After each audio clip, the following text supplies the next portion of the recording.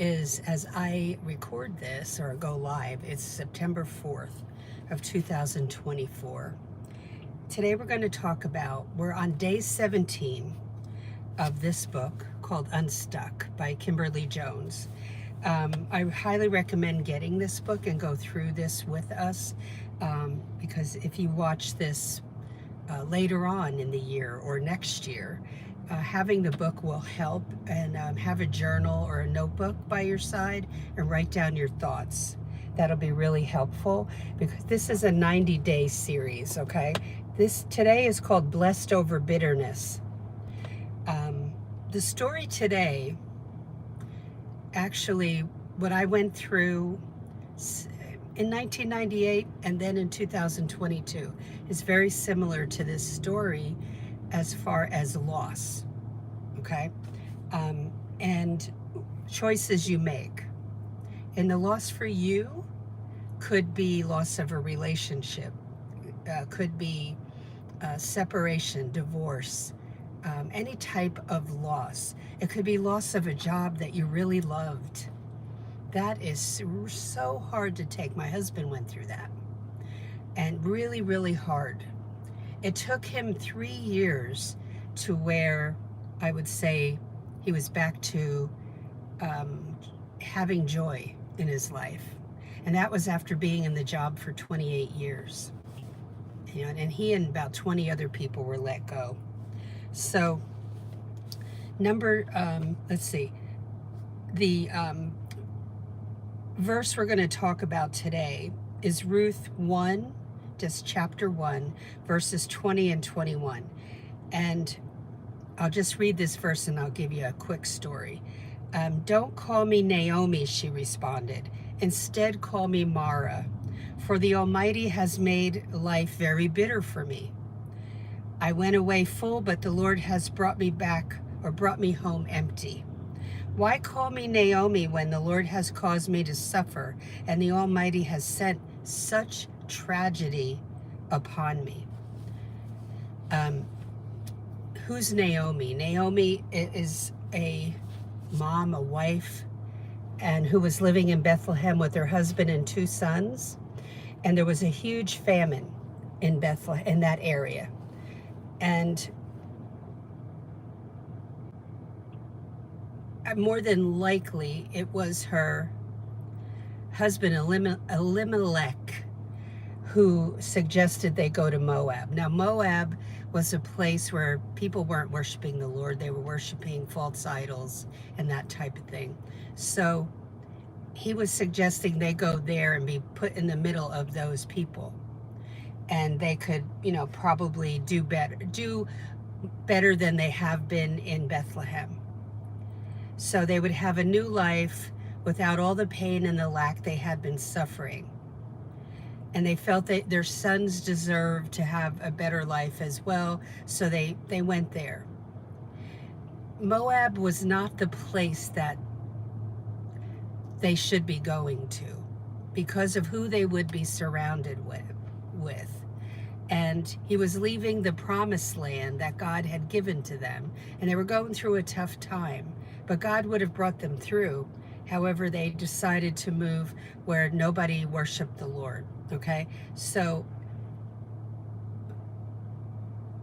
one day the husband dies, and her sons, Naomi's sons, had married, and they had married Moabite women who did not believe in the Lord, okay? They were what we would call like unequally yoked. They didn't have the same beliefs. And so both sons, in a short amount of time, passed away. And now Ruth is left. Ruth was one of the daughter-in-laws. And then there was another daughter-in-law. Naomi was the mom, the matriarch. And she decided one day that she was going to go back to Bethlehem. And that's when she went back to Bethlehem, that's what she was saying to people who recognized her, who knew her from when she lived there before, when the boys were younger. And so she had gone through a lot of stuff The famine had ended in Bethlehem, and she went home. She wanted Ruth and her other daughter-in-law to stay in Moab to maybe get remarried or something. But Ruth refused and wanted to go with her mother-in-law. In spite, now you can think, oh, what a terrible life. She's lost her husband and her 2 sons. And so it's just her and her daughter-in-law. How is this gonna work? Because the husband would have been the leader in the family at that point, would have been trying to bring in food, and it was very much a traditional house where the wife would be at the house, making bread and doing everything else, and so Ruth would have been helping her mother-in-law. And so Ruth stuck with her mother-in-law, and they went back to Bethlehem. And you say, boy, what happened to her after that? Well, by Naomi's urging, Ruth went to a field and just to pick up some scraps of wheat. And the field that she went to was owned by Boaz, who was a wealthy man. And so Naomi said, no harm, you go there. That's like a distant, very distant family member of Naomi's. And so Ruth went there, and Boaz wondered who she was. She explained who she was, and he said, no harm will come to you, take what you need. He even added more to the pile, so she would have more to take home. The Lord blessed that move by Naomi to encourage Ruth to go get some of that wheat from the field by introducing her to Boaz, and eventually Boaz and Ruth married. And so once Boaz and Ruth married, he would take care of the elderly Naomi for sure. And Naomi had a family again besides Ruth. She had a wonderful, that would be like her son, back in her life. And life was good again. And so when you're going through trials and tribulations, give it to the Lord. Give it to Him. If you're struggling with wondering if you can get through some of your paralegal courses, I see that all the time, where people are so afraid because they're not understanding. I didn't understand anything about how the puzzle pieces fit together in the legal field when I took the first job. I knew I could answer phones well. I knew I could type well and proofread well. I knew I would show up when I was expected to. If I was to show up at 8:30, I'd show up at 8:10 or 8:15. I'd show up early. I'd go the extra mile. And they saw that in the first job, and they appreciated that. I was like a sponge soaking everything up, but it took me 2 or 3 years before I understood how everything fit together, because I didn't, and it's not that school would have helped that. This is working on the practical side, like the day in, day out. I didn't know what discovery was or what all of the legal documents were, and they're different if you go from the area of law I was in to a different area of law. So if you go from the type of work I was doing to bankruptcy law, bankruptcy law practice, it's totally different with different documents.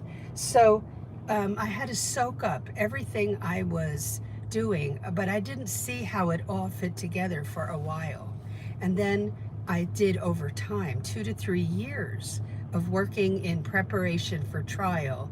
And it turned out I really loved doing that. Some people don't, but I did. So give it to the Lord. Give it to Him and trust what He has for you, okay? Make sure that you go to my website, paralegalcoffeetalk.com, and look for a tab called Paralegal Resource Hub. That is no charge. That is free. So sign up. You have to sign up to access the videos, but there is no charge for that. And the reason I'm telling you to go over there is there are videos there for you to look at, okay, that will help you and make you think, which is good. And there are questions you can answer, but you don't have to. Now, what is coming up is my membership. You can look under the tab Accelerator at paralegalcoffeetalk.com and check that out. But it is not, that membership is not open at the moment. It will be in about 2 weeks. Okay, so I'm getting ready to announce that, the date. What else can I tell you? Look under the legal break-in tab. That is for people looking at the career for the first time. Let's see, what else? Oh, paralegal resource tab. Look at that one. And just investigate the whole website. It's there for beginners. Okay? That's who I try to help, are total beginners. And I think you'll find stuff there that you never knew existed, or recommendations that I make there, and you'll be blessed by it, okay? And the more you learn, the better off you'll be. Don't look at wherever you're going, wherever you eventually get hired, as people who are going to train you. Most of the time, that does not happen. So you've got to learn as much as you can beforehand. Part of what I teach in my membership, there's a whole module on the cover letter. And what I find is that people really fall short with this. And that has to grab the attorney's attention. And it's not just writing a cover letter, it's doing a little bit of homework beforehand. So do I give samples in there? Yes, of a simple cover letter and a detailed cover letter. Do I write your cover letter for you? No. Do I review yours? No, I don't do that. You will get everything you need in that particular module, but there's more in that course. So go to the Accelerator tab and read that, okay? And I'll put the price up before the weekend, or maybe during the weekend, of the course, the membership, okay? It's a monthly thing, and you can cancel anytime you want. There's nothing holding you to the membership, okay? I'm in several memberships myself. I can cancel anytime I want. And like I'm an artist as well, so I'm in art memberships. I can cancel tomorrow if I want. That's how I run mine, okay? So remember, the upheaval, the sorrow, the tragedies are only for a time, and this too shall pass. Okay, but give it all to the Lord, and He will bless you beyond your wildest expectations. But give it to Him, okay, and ask Him to show you what He wants you to do and where He wants you to go. Even as much, I would ask Him, like, should I take this job? Should I go on this interview? I would pray about it all. All right, so have a great day today, and I will talk to you in the next video. Take care.